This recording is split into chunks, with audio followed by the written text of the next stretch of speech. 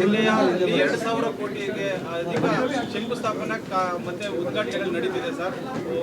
ಒಳ್ಳೆ ಕಾರ್ಯಕ್ರಮ ಮಾಡ್ತಾ ಇದ್ದಾರೆ ಸರ್. ಹೌದು, ಈ ಎಲ್ಲ ಜಿಲ್ಲೆಗಳಲ್ಲೂ ಕೂಡ ಮಾಡ್ತಾ ಇದ್ದೀವಿ. ಇದು ಜಿಲ್ಲಾ ಮಟ್ಟದ ಕಾರ್ಯಕ್ರಮ.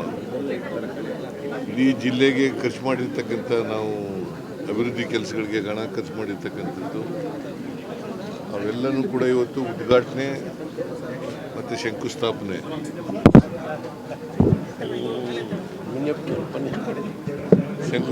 ಮಾಡ್ತಾ ಇದ್ದೀವಿ.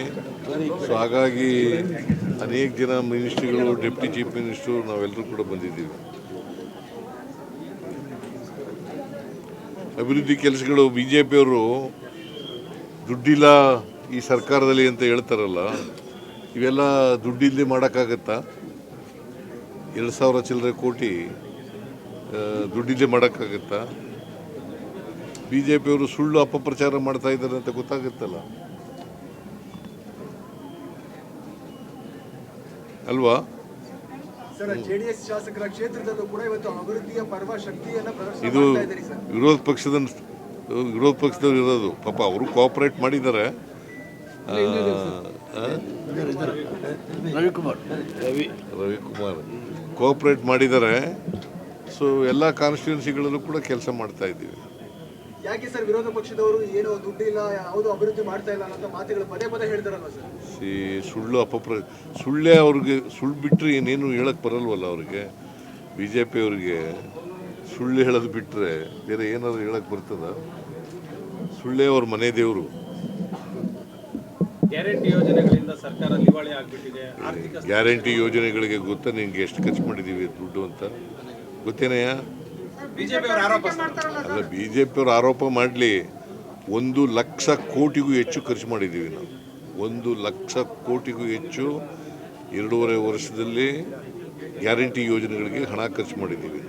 ಗ್ಯಾರಂಟಿಗಳು ಕೊಡೋಕೆ ಆಗೋದಿಲ್ಲ ಅಂತ ಸರ್, ಆದ್ರೆ ನೀವು ಪ್ರೂವ್ ಮಾಡಿದ್ರಿ. ಹೇಗೆ ಸರ್ ಗ್ಯಾರಂಟಿಗಳನ್ನ ಕೊಡೋಕೆ ಆಗೋದಿಲ್ಲ? ಮೊದಲಿಂದ ಹೇಳ್ತಾ ಇದ್ದೀನಿ, ನಾವು ಮಾಡಿ ತೋರಿಸ್ತೀವಿ, ನುಡಿದಂತೆ ನಡಿತೀವಿ, ಕೊಟ್ಟ ಮಾತಿನಂತೆ ನಡ್ಕೋತೀವಿ ಅಂತ ಹೇಳಿದ್ದೋ ಅದರಂತೆ ನಡ್ಕೊಂಡಿದ್ದೀವಿ. ಸರ್, ಕೊಟ್ಟ ಮಾತಿನಂತೆ ನಡ್ಕೊಳ್ತೀರಿ ಅಂತೇಳಿ ಸುರೇಶ್ ಅವರು ಹೇಳ್ತಿದ್ರು. ಆ 2.5 ವರ್ಷ ಅವಧಿ ಆದ್ಮೇಲೆ CM ಸ್ಥಾನವನ್ನು ಬಿಟ್ಕೊಡ್ತಾರೆ ಅನ್ನೋ ಮಾತುಗಳು ಕೇಳಿ ಬರ್ತಿದ್ರು. ಹೈಕಮಾಂಡ್ ಅವರು ಏನು ಹೇಳ್ತಾರೆ ಅಥವಾ ನಾವು ಕೇಳೋದು? ನಮ್ಮಲ್ಲಿ ಹೈಕಮಾಂಡ್ ಇದೆ. ಹೈಕಮಾಂಡ್ ತೀರ್ಮಾನ ಮಾಡಿದ್ರೆ ಏನು ನನ್ನನ್ನೇ ಮುಂದುವರಿಸಿ ಅಂತಂದ್ರೆ ಮುಂದುವರಿತೀವಿ. ಗೊತ್ತಾಯ್ತಾ? ಹೈಕಮಾಂಡ್ ಏನು ತೀರ್ಮಾನ ಮಾಡ್ತಾರೆ ಅಂತಿಮವಾಗಿ ಹೈಕಮಾಂಡ್ ನಾನು ಒಪ್ಕೋಬೇಕು, DK ಶಿವಕುಮಾರ್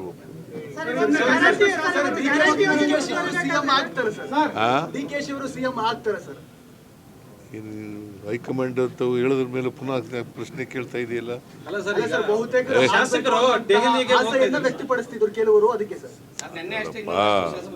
ಅಲ್ಟಿಮೇಟ್ಲಿ ಹೈಕಮಾಂಡು ನಾನು 4-5 ತಿಂಗಳ ಹಿಂದೆ ರೀಸಫಲ್ ಮಾಡಲಿಕ್ಕೆ ಹೋಗಿದ್ದೆ. ಅವ್ರು ಏನಂತ ಹೇಳಿದ್ರು, ಮಾಡುವಂತ ಹೇಳಿದರು. ಈಗ 5 ತಿಂಗಳಿಂದೆ.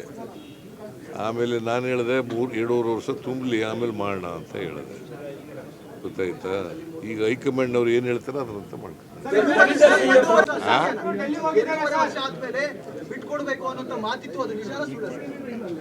ನೋಡಪ್ಪ, ಹೈಕಮಾಂಡ್ನವರು ಏನು ತೀರ್ಮಾನ ಮಾಡ್ತಾರೆ ಅದರಂತೆ ನಡ್ತಾರೆ.